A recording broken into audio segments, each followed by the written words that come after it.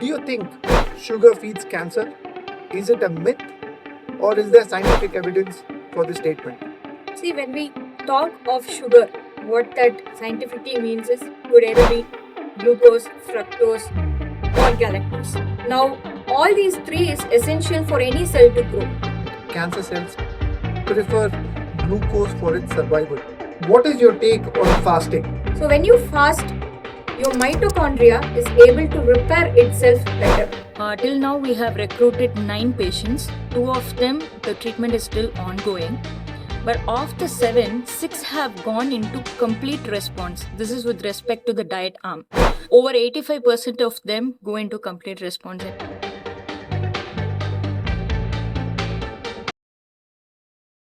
Welcome to Oncoflex podcast. I am Dr. Lohit Reddy, consultant radiation oncologist at HCG Hospitals. Today, our topic of discussion is going to be about sugar feeding cancer.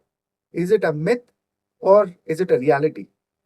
And today we have with us Dr. Kritika Shekhar, who is a consultant radiation oncologist at HCG Hospitals and whose passion is about mitochondrial dysfunction, inflammation, and glucose metabolism. Thank you, madam, for coming to the show. Thank you so much, Dr. Lohit Reddy, for having me here to express my interest and all the findings that we have been able to do with respect to glucose and cancer. Welcome. So, do you think sugar feeds cancer? Is it a myth or is there scientific evidence for this statement? See, when we talk of sugar, what that scientifically means is could either be glucose, fructose, or galactose. Now, all these three is essential for any cell to grow, be it a cancer cell or a normal cell. So, if glucose is there, it is one of the essential component for any growth, be it normal cell or a cancer cell. So, certainly, yes, glucose should feed a cancer cell as well as a normal cell. So, what is your take on fasting? Does it trigger death of cancer cell? Does it trigger a certain type of cancer cell death called autophagy? So this is a very interesting question. In fact, right from 1980s, there has been a lot of studies. This is with respect to cell line, mouse model, and few human experiments also. So the question here is what happens to your body when you fast? So when you fast, your mitochondria is able to repair itself better. So why should the mitochondria repair itself better? So we always say cancer happens because of repeated inflammation. What is mitochondria? So every cell has a powerhouse. So it needs to have the fuel for its growth, for its function. So every cell has multiple mitochondria, which we commonly call as powerhouse of the cell. With respect to cancer, inflammation, how is mitochondria get involved? So every time an inflammation happens, be it because of smoking, pesticide, or any exposure, your body reacts by releasing certain bullets called free radicals. So why are these bullets released? It is to go and hit the target or the irritant. But this bullet is non-specific. It can go and hit your own protein. It can go and hit your own DNA. You can miss important elements in your DNA. So the mitochondria is like a gun which keeps releasing these bullets. So certainly there has to be a stop point, right? When you have a trigger, it has to stop, which is what we call as mitochondrial repair. So unless the mitochondria is able to repair itself well, it will continue to get damaged and it can start releasing these bullets incessantly. There has been a theory called Warburg's theory, where we as oncologists know that cancer cells prefer glucose for its survival. What kind of nutrition do you recommend as an oncologist in your clinical practice? So when we talk of Warburg's hypothesis, what we commonly say is cancer cells depend on glucose. That is what we've been taught as Warburg's hypothesis. But Warburg has also told another thing. He explained in his second sentence that cancer is because of mitochondrial dysfunction. So how do you link this mitochondria, glucose, and the dysfunction? Your mitochondria is the area where final processing of your glucose happens to release it as energy molecules for your body to be supplied of energy. If your mitochondria is defective, what can happen? One may assume that energy production may be insufficient. Correct. Right? So that is exactly what happens. So there is a difference between a normal cell's mitochondria and a cancer cell's mitochondria, which is exactly what Warburg told. So when you deprive a normal cell of glucose, mitochondrial repair happens and it goes into a state of healing, which is good. But with a cancer cell, when you deprive them of glucose, they are not able to depend on any other source effectively. Only in 20% of its efficacy, it will be able to function with other fuels, such as other molecules from which, like proteins or fats, through which, alternate glucose metabolism can happen. It finally depends on mitochondria for energy production. So if your mitochondria is defective, your cell cannot depend on any other fuel. Mhm. So, why are the oncologists more focused on genomics and proteomics rather than dwelling deep into mitochondria uh, dysfunction as probably one of the main reasons for causation of cancer? Probably it is at the root level where the causation of cancer, or probably there is a trigger for multiplication of one single cell into a cancer causing scenario. This is a very important question. See, when it comes to genetic alterations in cancer, over the last 4-5 decades, we have found many important gene mutations, which we call as driver mutations or the causative mutations. And when you have drugs to treat that mutation, you see a patient respond very well. Correct. But there is also another factor to it. The usual time of resistance to these medication is 1.5 to 2 years. Why does that happen? Because cancer cells constantly evolve. We say that they constantly evolve. What it means is that somebody is constantly mutating these genes. Who is constantly mutating? It is the free radical. Who is generating the free radical? It is the mitochondria, which is dysfunctional. So you have certain genetic abnormality, yes. It could be driving the cancer, but behind the scene, you have the mitochondria, which is constantly hitting these genes. And somehow, with respect to oncological research evolution, a lot of emphasis has been made with respect to genes and what happens after that. For example, let it be proteomics or metabolomics. What happens after the genetic transcription is what we concentrate on. But what really is causing this mutation is the mitochondrial dysfunction that has been occurred because of repeated inflammation. PET CTs are the staging imaging what we do for cancer patients, and it is a glucose labeled radioactive isotope. If oncologists know that cancer cells thrive on glucose, okay, then why don't oncologists advocate glucose restrictive diet in their treatment protocols or treatment regimens? Yes, it's a very logical question because we all know that in the PET CT scan that we do today, we see for increased glucose uptake in cancer, and it is much higher than normal cells. But what happens is that even Warburg failed when he was asked to prove when you cut down glucose, will the cancer cells die completely? So he was not able to explain how the cancer cells could survive even in the absence of glucose. It was able to do so with 20% efficacy. There has been a lot of evolution from the time Warburg failed to prove why in the absence of glucose, cancer cells could still thrive.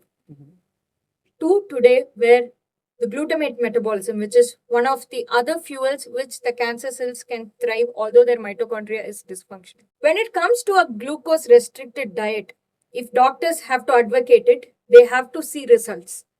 To see results, you have to do it in a proper way. You have to do it in an evidence-based way, which still hasn't evolved or come to a limelight as much as any genetically engineered drugs or genetically mutated drugs that we see today.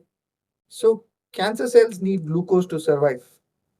Does that mean intermittent fasting can help in sync with traditional treatments to create an impact in cancer patients? Yes. So when we talk of this glucose restriction, so it could be to the normal cell, it could be to the cancer cell. As we had spoken before, to a normal cell, it promotes autophagy and mitophagy, because of which the cell goes into a healing phase even if there is inflammation. But whereas to a cancer cell, this means you're cutting off the major food supply to the cancer cell, which is majorly dependent on a defective mitochondria for its fuel supply. So, certainly a habit of fasting, whether it is intermittent or continuous, nobody has a scientific answer to it yet. What is the right way to fast? But a state of fasting certainly puts cancer cells into a metabolic deficiency of fuel, and this has been proven with a lot of preclinical studies. So, does fasting help in death of cancer cells, and it is kind of a protective mechanism for normal cells? And how do you incorporate regimens of fasting, and what is the best method of fasting when a patient of cancer is undergoing traditional treatments like radiation, chemotherapy, or for example surgery? So we have to imagine this fasting method to be incorporated into standard practice like this. So you have a person who's fed well and then you're beating him to die. You have another person for whom you have deprived fuel completely. You've deprived him of food and then you're beating him to death. The chances that the person who's deprived of fuel or energy or food that is going to die becomes much higher than the one who's well fed.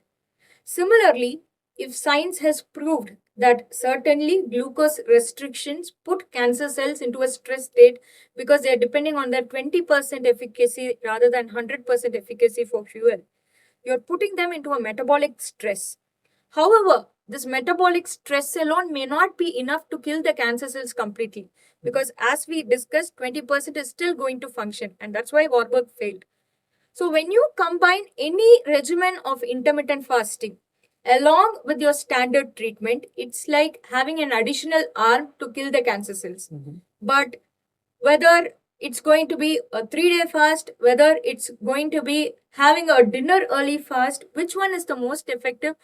We don't have too many studies to answer that. But we do have an evidence to state that effective fasting means your body should be in a little state of ketosis. So there is a reference glucose range which you have to maintain when you say you're in a state of fasting for that to be effective.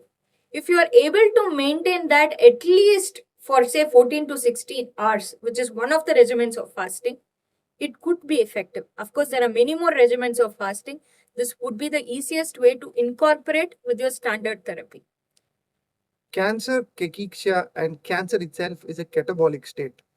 There is, a lot of patients come to the clinic, they ask, what kind of diet do I have to eat? And most of the oncologists, either it's medical oncologists, surgical oncologists, or radiation oncologists, tell the patients that have I nutritious food.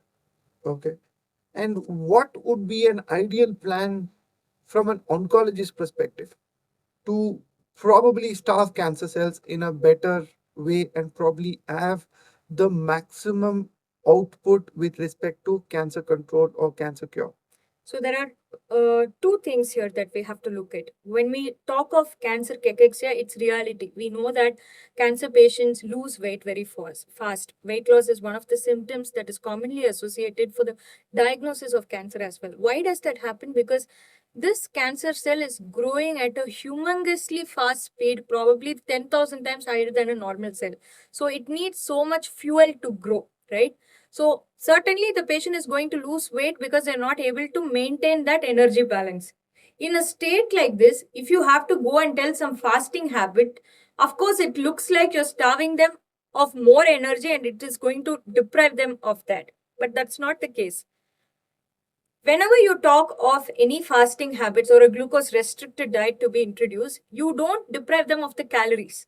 The calories are still going to go, which means the energy is going to be met. You're just adjusting it in a way that it is not based purely out of glucose. It could rather be based out of low glycemic foods, protein and fats as an alternative to a only glucose diet. More often, as oncologists, we are worried about the total calories that the patient takes so that weight loss doesn't happen. But the same regimen could be a feeder also when you think about the metabolic perspective, which certainly is controversial. Correct. One other important question is, does it also depend on the type of the tumor?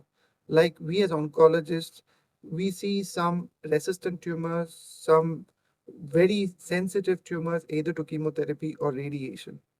This glucose metabolism could also play a part in the type of tumors we treat. We know sarcomas are resistant, we know carcinomas are relatively sensitive to chemotherapy, radiation, and targeted treatments.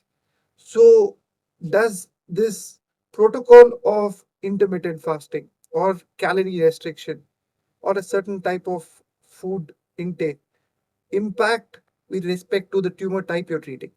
So it's a very nice question. Of course, in oncology, we always find lymphomas responding very dramatically to treatment, whereas glioblastomas or sarcomas not responding very well because they have their resistant mechanisms and they resist any form of cell death.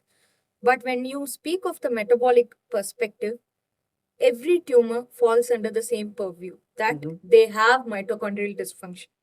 There is no tumor that does not have mitochondrial dysfunction. And the whole theory of this glucose restriction is based on that Warburg hypothesis. The most studies that has proven benefit with respect to any form of calorie restriction or fasting has happened in glioblastomas itself, which is the most resistant form of tumors that we can think of.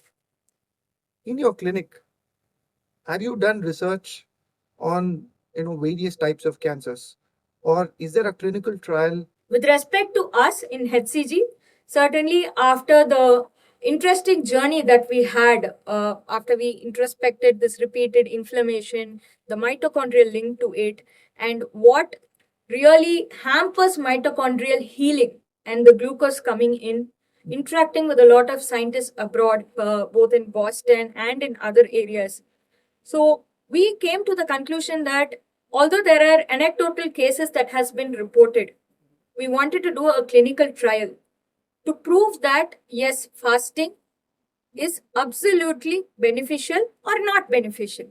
So right now we have a clinical trial running at HCG where we subject patients of different subsites. Right now it's running in rectum, but glioblastomas, esophagus, these are all going to be incorporated shortly, where we divided them into two arms. One will follow the standard diet, what they have been used to, and the other one will go into a glucose restricted diet with intermittent fasting. And we do put them on continuous glucose monitor to see whether they are in that right level of fasting. So this becomes an objective measure for us to say that yes, they are doing the fasting in the right way. Till now, we have recruited 9 patients. 2 of them, the treatment is still ongoing.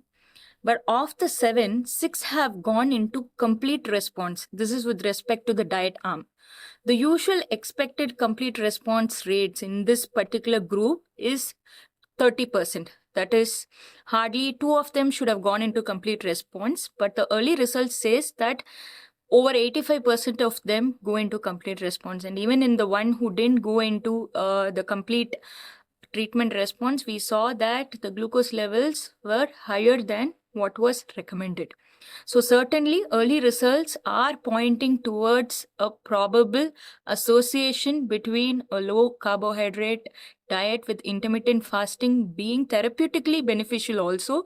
However, we are conducting this trial in over 100 patients, and even in the patients who have completed, we are trying to analyze various factors like genomics, which could have contributed as well. So it's too early to conclude, but the trial is ongoing. What is the ideal fasting time which you would recommend to patients? We've read there is 72-hour fasting, there is 24-hour fasting, but how do you incorporate this fasting schedule when a patient is undergoing radiation or chemotherapy in your clinic? Yes. So it's a very important question. And in fact, when we wanted to form a schedule of diet and fasting, what came to our mind was, is ketogenic diet the same as that of the low carbohydrate diet we are talking about? No, it's not the same.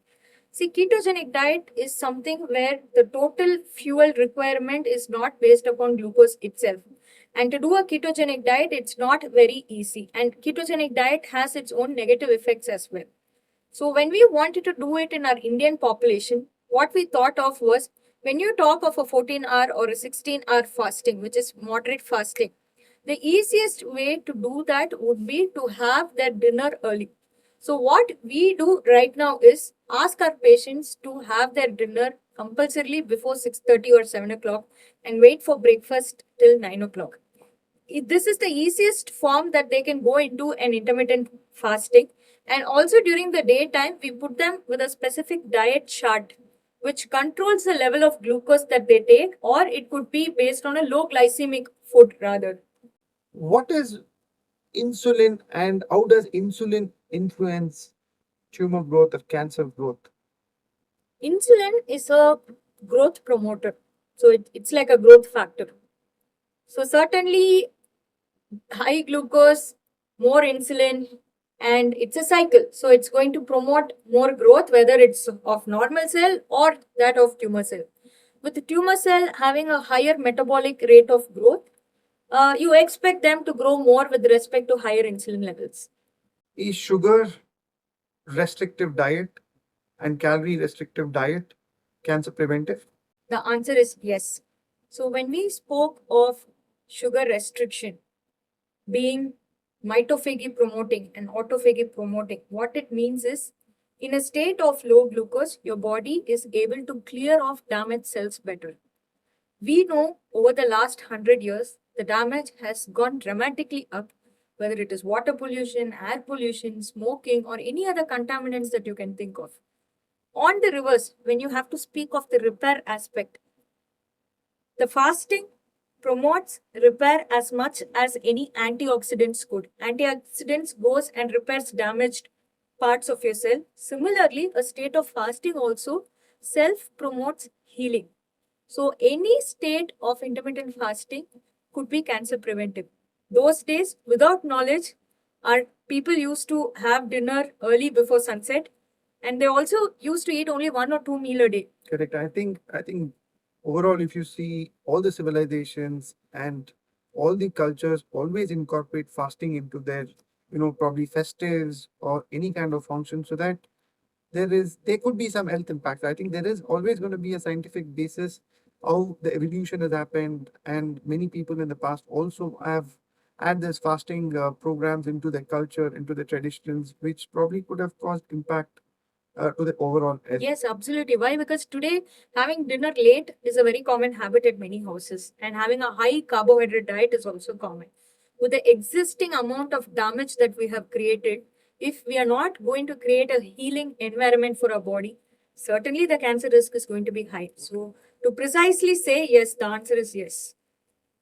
To conclude, based on the available scientific evidence and also on your personal experience, if you have to give 2 or 3 advices to our viewers, what would it be with respect to calorie restriction, with respect to sugar fueling cancer? Yes, to summarize, yes, we understand that genetic deficiencies or defects or mutations is triggering cancer. But there is a scene that is happening behind that also, which is the mitochondria triggering these bullets called free radicals. And that is happening because of repeated inflammation. If you can reduce your inflammation, indirectly you're reducing your risk of cancer. If you are in a state of inflammation, if you promote your healing also, you go into a state of less cancer, logically. So this state could happen with a habit of fasting. Today, science cannot explain whether it is 8 hours, whether it's 12 hours, 16 hours, 3 days, no. But have some form of fasting habit in your routine and try to reduce the damage elements that is known of as much as possible. One last question. What kind of antioxidants do you want people to incorporate it into their lifestyle? So when we talk of antioxidants, we always talk of vitamin A, vitamin E. So these and zinc also. So these are elements which are able to fix any free radical or bullets that is there. But today, the rich source of these could be fish or fruits, which is equally contaminated with pesticides and microplastics and other things. So you don't know whether you're eating a repair or you're causing more damage. Yeah. So that is the level of pollution and contamination that we have created. We slowly have to step out of it. But yes, antioxidants like vitamin A, vitamin E, vitamin C is certainly going to help in addition to zinc. Wonderful. Thank you. Thank you for your expertise in this domain. And thanks for being on our show. Thank you so much, Dr. Lohit.